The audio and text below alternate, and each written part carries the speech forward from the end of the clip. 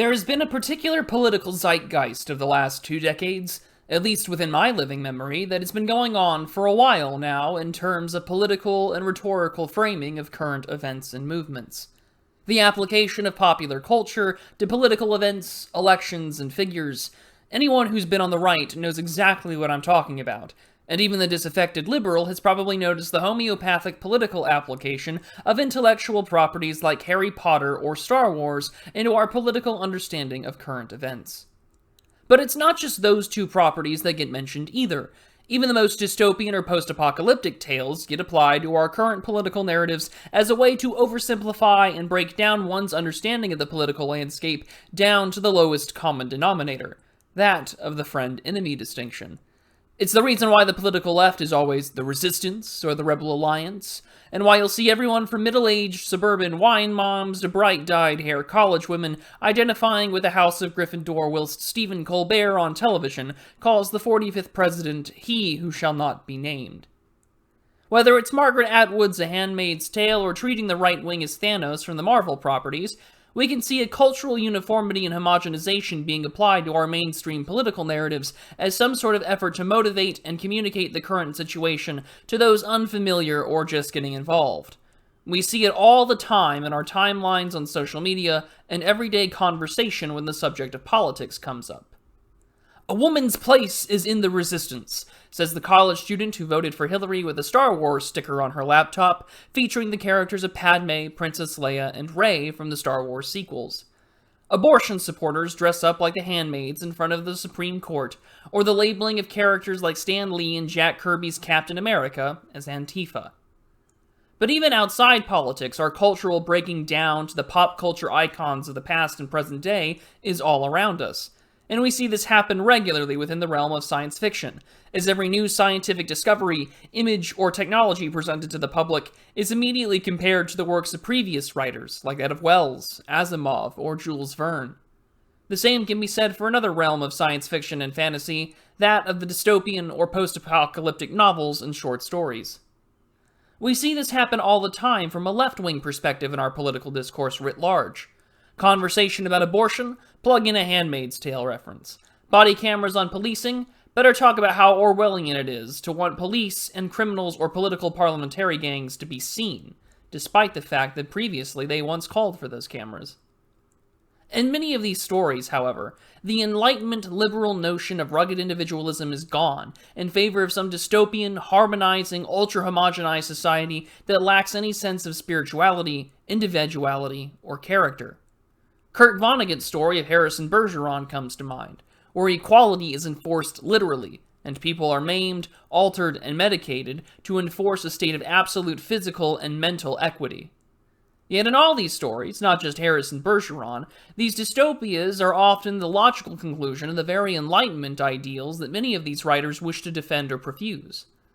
What I mean is, while the nominally liberal or progressive writer espouses in defense of equality, freedom, and autonomy, it is the logical conclusion of these ideals that often create the very dystopias that they envision, both on the pages of their novels, but also in our current political landscape. Yet most, if not all, of these dystopias, disaster flicks, and escapist romps are oriented around the abandonment of the progressive or liberal idea, articulating what horrors would follow if we went anywhere off from the left. What do I mean? Well, take a look at The Day After Tomorrow. You should have listened to the scientist Bush administration stand-in. A Handmaid's Tale? Clearly what would happen if the right wing controlled women. The Core? The US military and those evil guys in suits caused the near death of the Earth. The Platform or the movie In Time are clear left-wing criticisms of inequality and portray a dystopian world of vast social stratification, depravity, and inequality.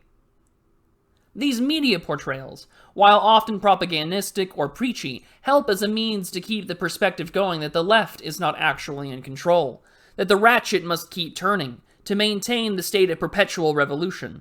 A projection, a self-deception, that the very dystopias that are warned of by the left wouldn't be caused by the left, but the right wing, so their worldview must be taken to its logical conclusion, and we must stay on track to move to the left.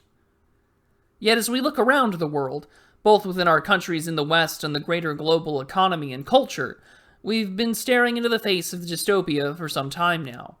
Between the greatest power grab by liberal democratic governments over a disease whose origins were censored and ridiculed as conspiratorial, now have those very censors' memory hold and revised.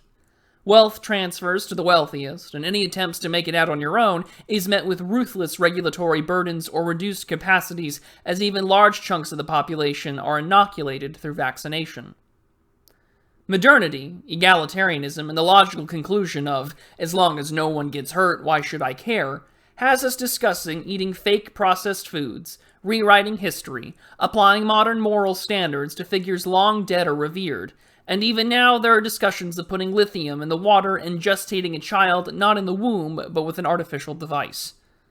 We are progressively, in the name of progress, losing our humanity, a traditional sense of family and community in our history, and more importantly, a civilizational memory of who we are.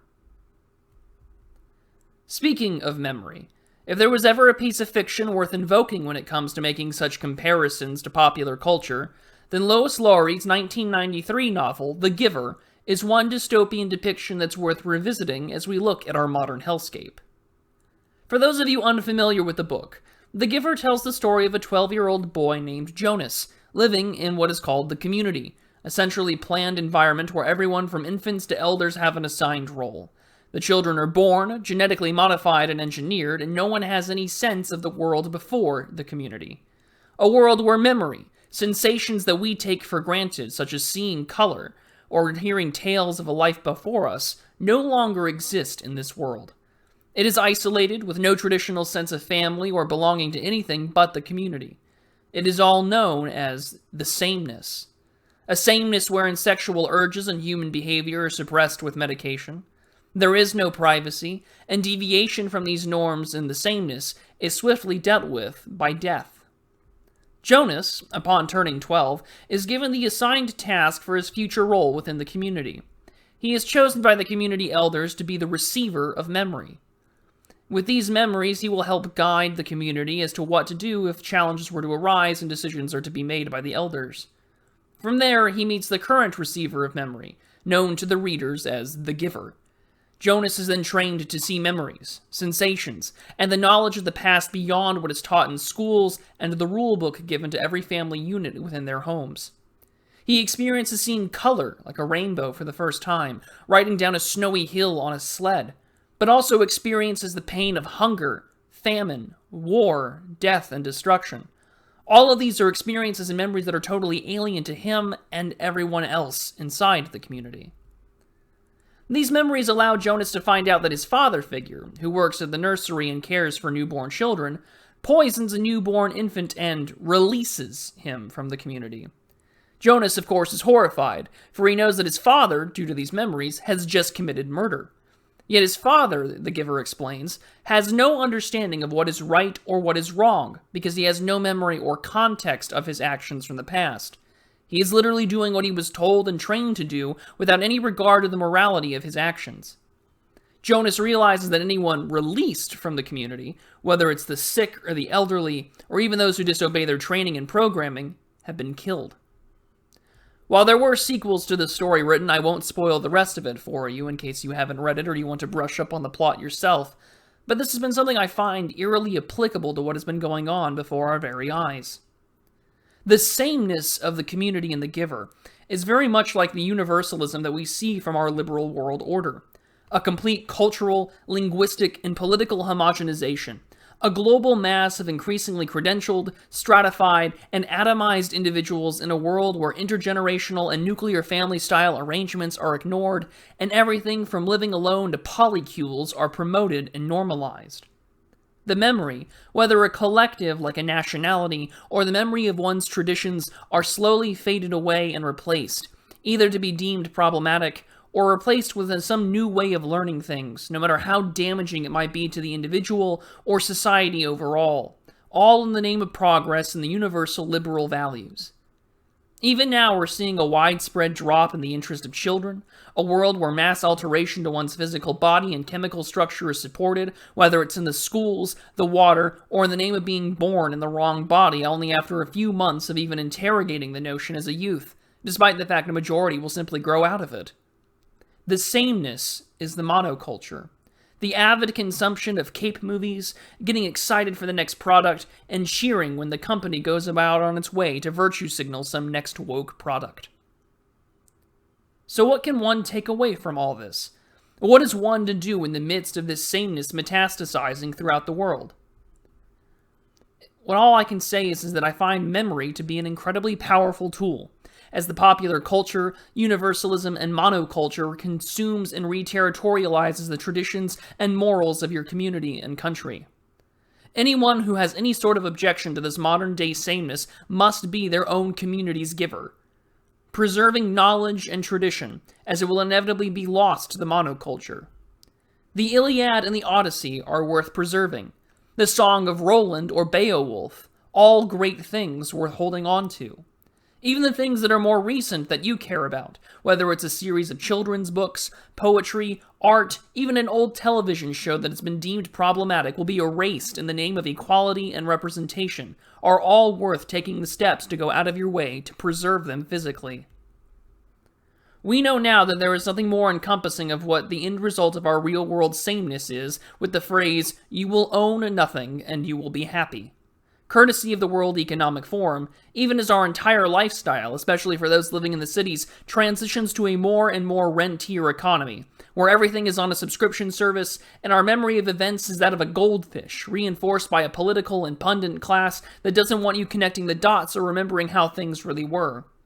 It's happening right before our eyes, whether it's Barack, if I had a son, he'd be like Trayvon Martin Obama, saying that institutional barriers were preventing him from commenting on the deaths of black men by police, or those trying to reframe what took place on January of 2021 to that of September 11th, 2001. You may not be able to change the world with your collection of physical media, or skill sets such as farming or automotive repair, but you will be able to help the next generation who inherits this world. You have the capacity to be the giver of knowledge, hope, history, tradition, culture, and more. You have to give it your own, to your own Jonases and to your own children, family, friends, and those close to you in your own community. Failure to do so just means that they'll fall into the media and pundit-backed dialectic of calling their foes Voldemort or fashioning themselves as some sort of soy-backed rebel alliance.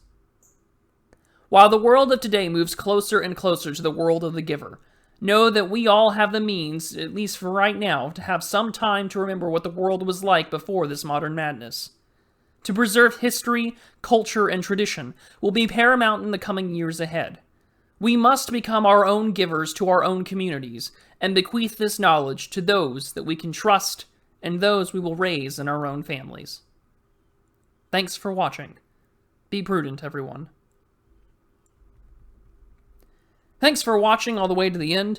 If you like this kind of work, I greatly appreciate you subscribing to the channel and sharing this video. If you want to see more work like this, consider being a backer on my Subscribe Start page, as your support helps take care of my recurring medical expenses. Plus, you get to choose what topics I cover in future videos or shows like Prudent Reads, like the fine people that you see on screen right now. I'll see you all in the next video, and until next time.